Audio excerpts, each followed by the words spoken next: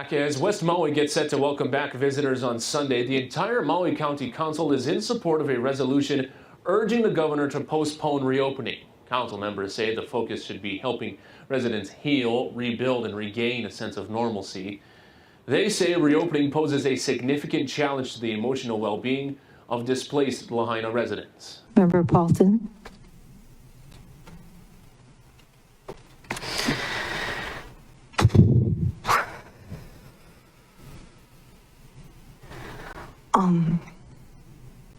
Thank you to Member Rollins Fernandez for making this resolution because I couldn't.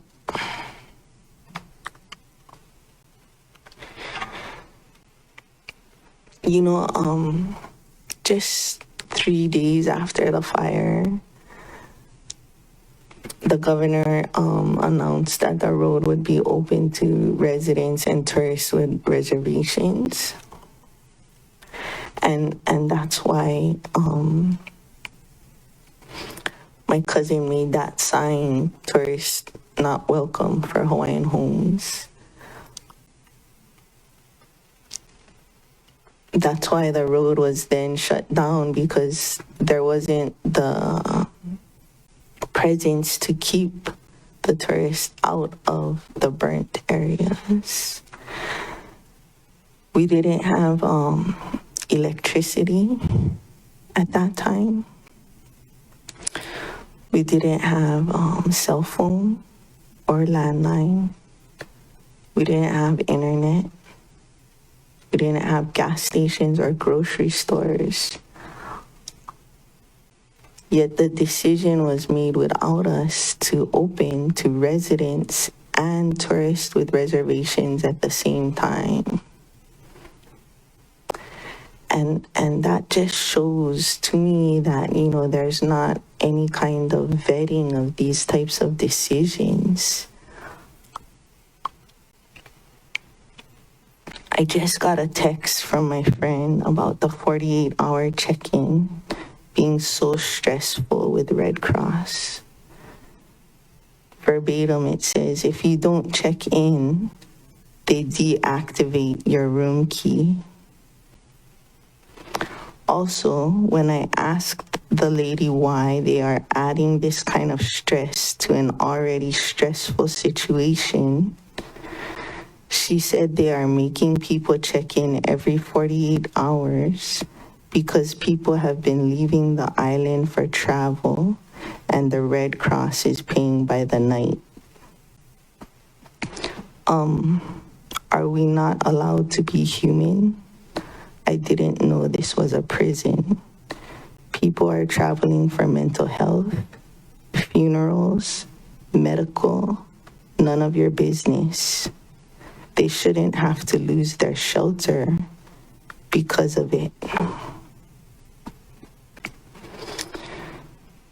And with the announcement on September 8th, and then the Red Cross and FEMA expecting short-term rentals to want to voluntarily become long-term rentals when they know that if they hold out for 1 month, they can get those tourist dollars, is backwards. Knowing that the DOE, which is under the state, plans to open the schools on Lahaina Luna Road in a phased approach a week after tourism, when we only have the bypass entry to Lahaina Luna Roads, is irresponsible. It was overcrowded when there were only 3 schools up there.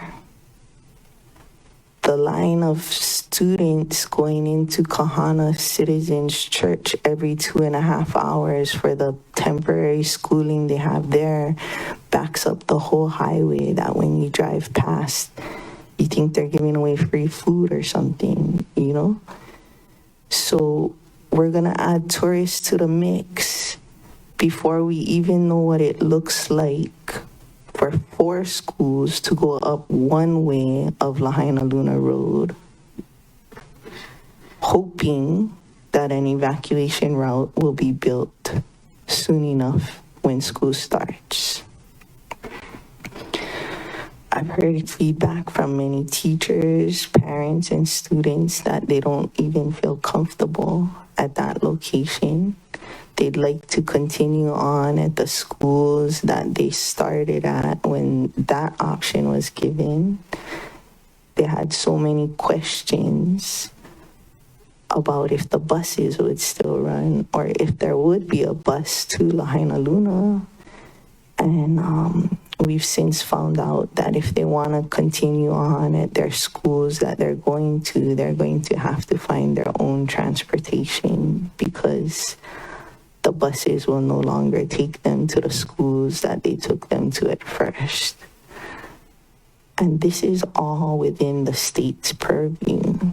All of these things that are being done to our people.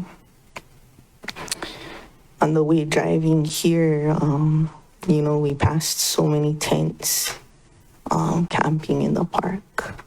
And I can only assume those are people that have been removed from the Hyatt or whatever hotel, for not following the rules. People have been removed from the hotels for having their dog walker come to walk their dog because they couldn't make it. People have been, my friend was up at Honolulu crying because she got triggered by a song that was on her headphones, and tourists came and videoed her.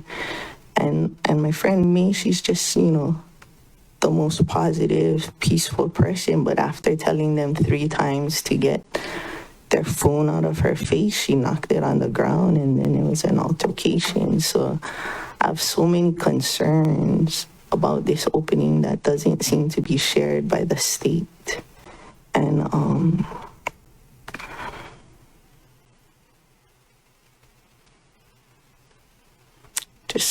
thank you for this resolution, and I hope that we can send a loud message.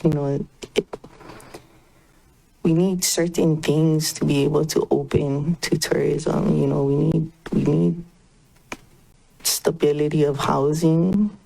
We need we're not machines. And there's so many things that we could be doing differently. And I think the best thing of it is when people tell us how they're feeling, when people come and they talk to us politely, we listen to what they request for. There was 10 hours of testimony. There's over 270 pieces of written testimony. And these are from people I know their name when I see the name, and I see the address, and I see where they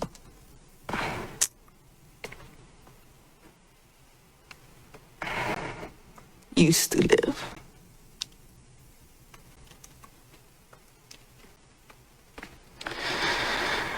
And, people are struggling to have to go back to work. I got calls from people that used to take their spouse to adult daycare at the senior center, but we don't have the senior center anymore. All the preschools, the daycares,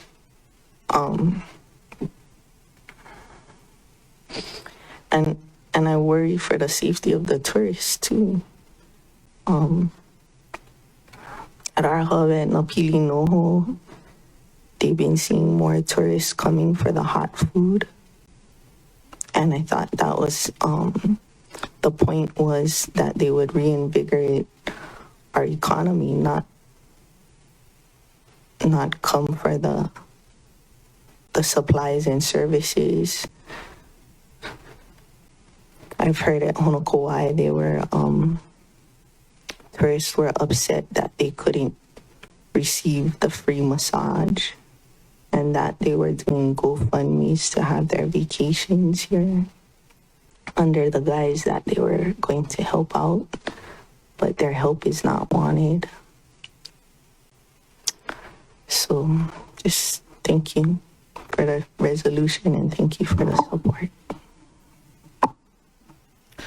Anyone else?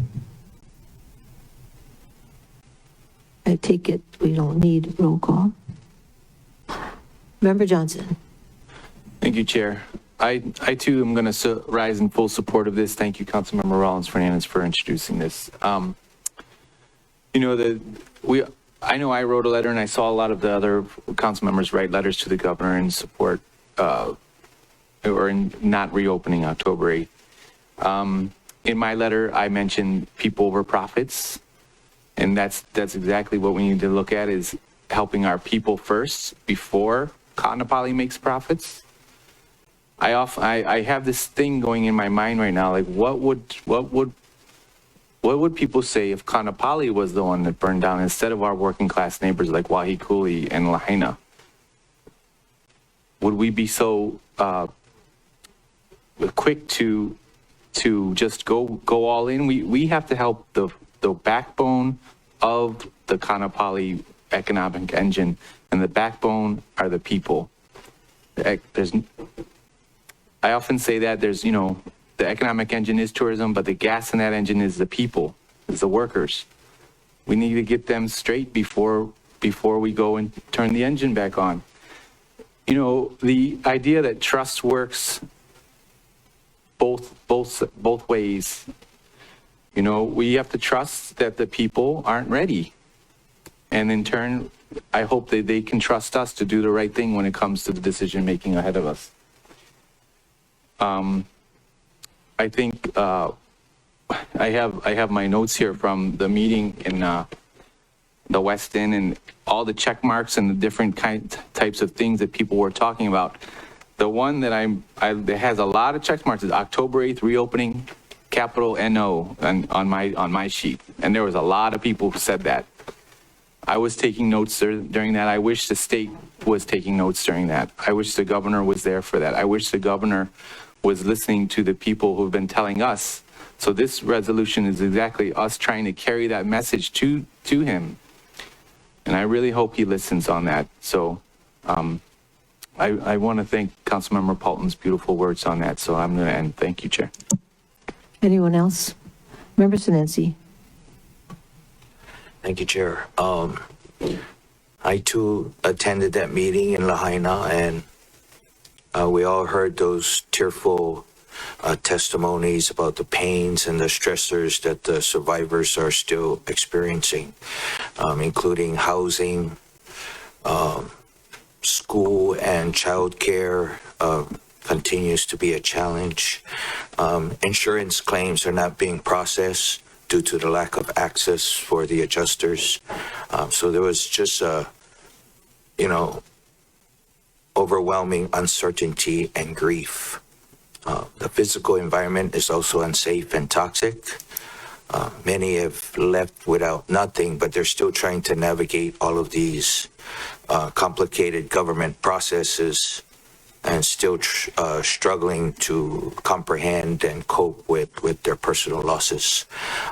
Chair, we did hear at the WhatsApp committee from mental health professionals that tourism is likely to re-traumatize a lot of these fire victims, and that insensitivities could trigger fire victims, and they may react in an unpredictable manner, as Member Paulton has said.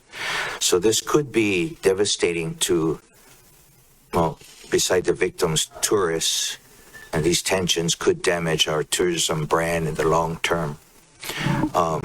President Biden also said at his visit that he wanted to follow the community's wishes to rebuild, and our West Maui representatives have asked the governor for more time before reopening, as well as 14,000 petition signers. While there are financial pressures to help the economy, I believe the economy could suffer more if opening is done prematurely and visitors are met with contempt or disdain. So I hope there is more messaging to educate tourists, to encourage cultural and emotional sensitivities, and to promote volunteerism instead. Thank you. Anybody else? If not, all those in favor of the motion, please raise your hand and say aye. 9 ayes, 0 noes, motion carries. Ms.